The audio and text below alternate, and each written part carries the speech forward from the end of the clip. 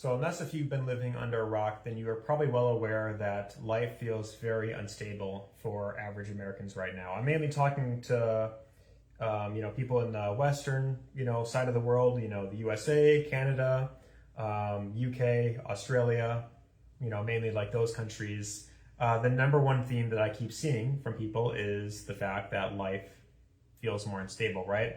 Less people are getting married, less people are starting families. People are working more than they've ever been, but the spending power seems to be decreasing. In most, well, especially in the U.S., but I can't fully speak on other countries as well. But I believe Canada is facing the same issue, and more people are just finding it hard to live comfortable lives. So as a result, there is a lot more degeneracy happening. There's a lot more division. People are spending their free time doom scrolling social media. And, there's a lot of negativity that you see on social media, unfortunately. And it's very easy to, feel like, the world's becoming dystopian, I guess you could say. And people just are feeling, very uncertain more than ever before, right? So I believe that the number one best thing that you could do in this era that we're living in right now is to always focus on self-improvement. I know that's easier said than done because, when you get off work, when you're working as much as you probably are right now, the last thing that you want to do when you get off work is to focus on making more money or constantly be focusing on bettering yourself, because the way that most people would probably see it is like, well, what's the point if it's not really going to pay off, right? So, for, making money, for example, the cost of living is going to continue rising up where, in the US probably. However, if you want to have more free time and if you want to provide more for your family, then I believe that the best thing that you could do is to figure out alternative ways to make money. Maybe spend your free time learning a skill that you could do, whether that's making money with AI or starting some sort of online business or maybe doing freelancing. And I recommend getting into this not just to, be working 24/7 and to make money, but so that you could have a bit more breathing room, at least as of right now. And maybe you can, at the very least, pass this information on to your kids. And I believe that as young people, I'm mainly talking, in terms of late millennials, Gen Zers, and then also even Gen Alpha, I would say that Gen Z especially, we're kind of like the pioneers of the digital era, right? So I believe that we exist so that we could adapt to the new system, whereas the old system is, go to school, go to university for 4 years, and then get a high-paying gig. While that seems to be dying off and university is getting people in 6 figures of debt and jobs are paying less than they've ever been. Well, I mean, they're paying more, but, with the cost of living being factored in, you have less spending power. I believe that the best thing that young people can do is to find alternative ways to make money aside from a 9-to-5 job. And so when you figure out a way to make money online and you have, let's say, for example, residual income coming in, maybe you have like a membership site that you build up and you have people paying monthly for it and you make money that way, or you figure out a way to, you build up a powerful brand and you have people paying you for, to learn something, for example. So maybe you are really good when it comes to like playing the guitar, then you can teach your passion online and of course make money with it. And then when you're making money, digitally, for example, then you have a lot more freedom and flexibility, right? You don't have to work as much, as you're at your 9-to-5.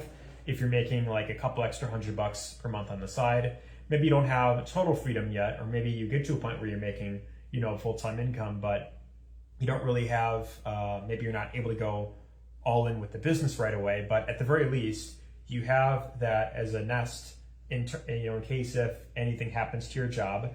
And then you can, if the cost of living is too expensive where you're at, then you could decide to live elsewhere where the cost of living is much cheaper. So maybe you decide to, move to a smaller town, or you decide to, live in your car, or you decide to maybe experience life in another country altogether where cost of living is a lot less. Then that's going to give you a lot more breathing room. And the best part, in my opinion, about choosing to learn how to make money online is if you decide to get married and have kids, then you could very easily teach what you've learned to the next generation, right? You could teach your way of, for example, making money online, and you could say, hey, this is how you not rely on the, a regular 9-to-5 job or a corporation. And I believe that is the best part about growing up in this current era with, smartphones and technology. And, one thing that I hear from a lot of older people is like, oh, life was so much better in the 80s and 90s, where we weren't, glued to our phones all day, right? But the funny thing about that is a lot of those same people that say that are the exact same people who are, they still doom scroll social media all day, right? And, to an extent it is, pretty addicting, but that device that you're on right now, it could either be your greatest strength or your greatest weakness. Like, sure, it can, if you're consuming a lot of AI slop or you're consuming a lot of, degenerate content, then yeah, it can affect you mentally, but you can also use that same device to make money online. And I believe that the only reason to spend a ton of time on social media is if you're using it to make money online, or maybe you find a couple creators that you like and they're posting content that, maybe you find inspiring or you find it entertaining. Then maybe that's a reason to, consume content online. But that's personally just how I view the whole social media, smartphone thing.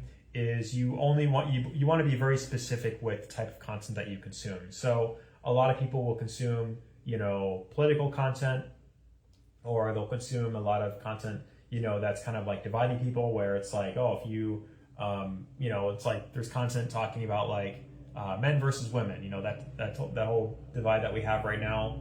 Less people are getting married. There's a lot more, hookup culture going around, and people are just more unhappy more than ever. But you can, in the same sense, use this device to make money online or learn a skill, and that is ultimately the number one thing that I can recommend, more than anything else. So that being said, the other thing that I want to really mention is if you don't want to learn, if you don't want to spend your time making money, or you don't want to spend more time, like, for example, getting in better shape, then I recommend if you, for example, feel comfortable where you're at, then focus less on what's going wrong in your life and appreciate what is going well. So maybe you are not making that much money to start a family, but you feel pretty comfortable in your position right now. Maybe you are living alone, or and you're able to pay the bills fairly, or maybe you live with your parents. Well, at the very least, you can enjoy, I guess, playing video games or watching a good TV show every now and then. And maybe you just provide more support for your parents if you want to do that, if you don't intend on like having kids or getting married and all that. So that's really just what I wanted to put out there in this video. And I want to hear your honest thoughts and feedback. So let me know your thoughts down below if you agree or disagree with anything that I said. If there's anything that you want to add on to this, then you can feel free to share your thoughts down below as well. Otherwise, I appreciate you tuning in, and take care. All the best.